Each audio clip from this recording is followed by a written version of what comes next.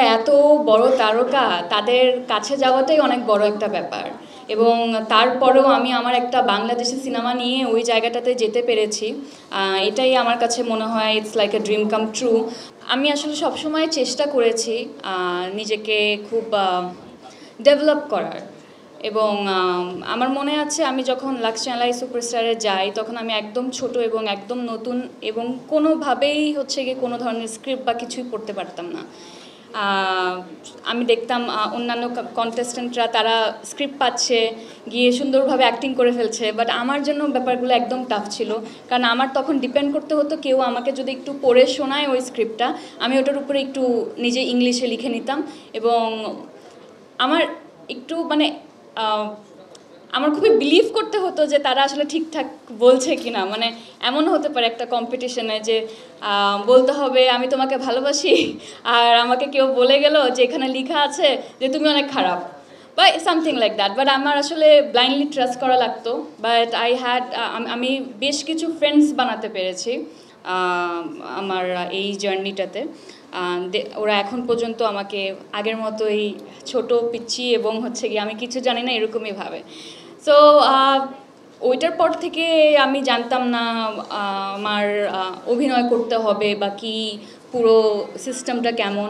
But আমাকে বলা হয় জাস্ট জিতে চলে গেলে তো হবে না, তোমার এখানে এসে পারফর্ম করতে হবে, বেশ কিছু টিভি সিরিজ করতে হবে, নাটকে কাজ করতে হবে। সো আমি আসলে ওই মুহূর্তে খুব একটা ইন্টারেস্টেড ছিলাম না। ওই সময় আমি ও লেভেলসও দিচ্ছিলাম। বাট একটা সময় যখন আমি বুঝি না আমি আসলে এই ক্রাউনটা যে আমার মাথায়, এই মুকুটটা আমাকে এমনি এমনি দেয় নাই, আমার কিছু দায়িত্ব আছে যেগুলো আমার আসলে পালন করা উচিত। এবং তারপর আমি চট্টগ্রাম থেকে আমার ফ্যামিলি সহ আমরা ঢাকায় চলে আসি এবং এখানে আমি আমার পড়াশোনার পাশাপাশি কাজ শুরু করি।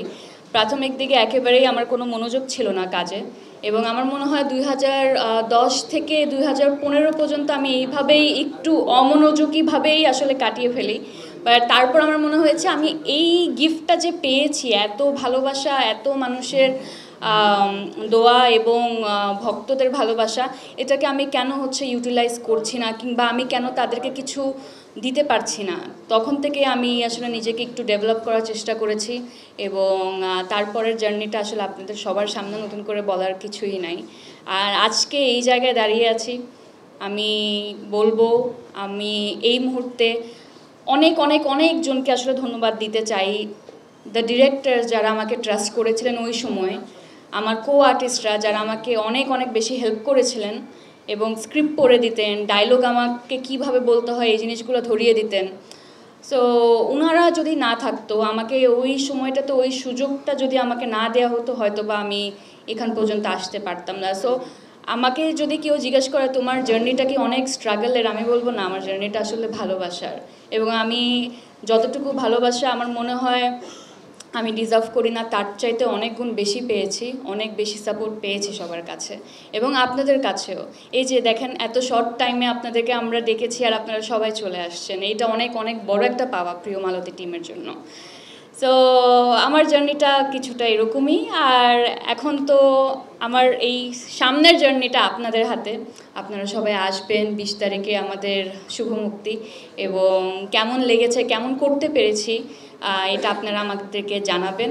আমরা যদি ভালো করে থাকি তাহলে তো ভালো, আর যদি আরও ভালো করার সুযোগ থাকে তাহলে সেটাও আমাদেরকে ধরিয়ে দেবেন। সিনেমা যেহেতু এখন শুরু করেছি, আমার মনে হয় আমি আসলে ভালো কিছু গল্পের সাথে থাকতে চাই, এমন কিছু গল্পের সাথে থাকতে চাই যেগুলো এই সময়টাতে বলা উচিত। কারণ আমার মনে হয় সময়ের কাজ সময় করা উচিত এবং সময়ের কথা সময়ে বলা উচিত। এবং এই ধরনের গল্পের সাথে থাকতে চাই যেখানে কোনো না কোনো একটা ইনার বা ডিপার মিনিং আছে। অ্যাপার্ট ফ্রম দ্যাট আমি এমন কাজও করতে চাই যেগুলো আসলে মানুষকে বিনোদন দেবে। যেমনটা আমি নাটকের ক্ষেত্রে করতাম, কিছু কমেডি করতাম, কিছু রমকম করতাম, কিছু সিরিয়াস কন্টেন্ট করতাম। তো ফিল্মের ক্ষেত্রেও আমি একটু মিলিয়ে জুলিয়ে কাজ করতে চাই।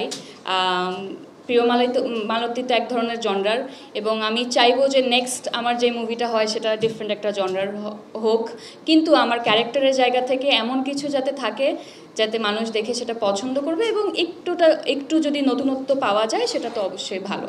দেখেন ওনারা এত বড় তারকা, তাদের কাছে যাওয়াটাই অনেক বড় একটা ব্যাপার। এবং তারপরেও আমি আমার একটা বাংলাদেশি সিনেমা নিয়ে ওই জায়গাটাতে যেতে পেরেছি। এটাই আমার কাছে মনে হয় it's like a dream come true. But apart from that আমার মনে হয় যাদের সাথেই ওখানে আমার দেখা হয়েছে they are very much friendly and তাদের কাছে অনেক ভালো লেগেছে একটা বিষয়, যে বাংলাদেশের ইন্ডাস্ট্রি এখন গ্রো করছে এবং বাংলাদেশের সিনেমা এখন ইন্টারন্যাশনালি মানুষরা দেখছে, অফিসিয়াল সিলেকশন হচ্ছে। তো আমি যখনই গিয়ে বলেছি আমি আসলে 2টা মুভি করেছি এবং প্রিয় মালতী এবং সাবা, এবং এই কাজগুলো উমুক উমুক ফেস্টিভ্যালে অফিসিয়ালি সিলেক্টেড হয়েছে। তো তখন ওনারা আমাকে বলেছে ও বাংলাদেশে। সো ওই সময়টা যতবারই আসলে ফেস্টিভ্যালগুলোতে গিয়ে বাংলাদেশ শব্দটা উচ্চারণ হয় তখনই আমার কাছে মনে হয় this is a moment of pride, এবং আমি বাংলাদেশকে রিপ্রেজেন্ট করতে পারছি। এত বড় বড় তারকারা আমাকে জিজ্ঞেস করছেন বাংলাদেশে এখন কী ধরনের মুভি হচ্ছে, তোমার মুভিটা কী নিয়ে।